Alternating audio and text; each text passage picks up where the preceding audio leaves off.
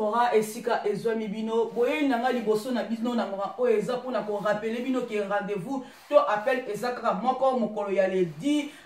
vendredi le 10 mai na Bruxelles bande ko nyonso ya diaspora esika bozwami boyebi ndenge nini to kima mboka boyebi ndenge nini to bima na kati ya Congo na esengo te parce que tozo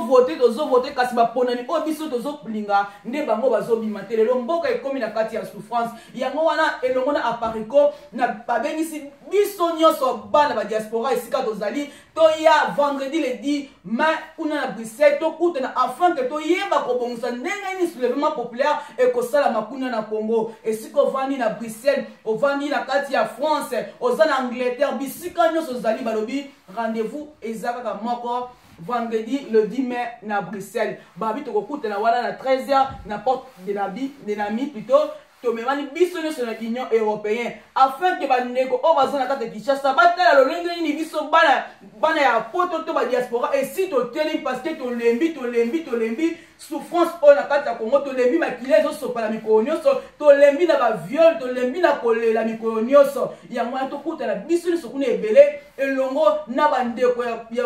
ya Angleterre ya Amérique oyebi ke oza diaspora obima mboka no pona esengo te ya kaputo kuta na pona marche wana eza eloko moko ya malamu to sauver peuple na biso to benga na banguna to récupérer héritage na biso ingeta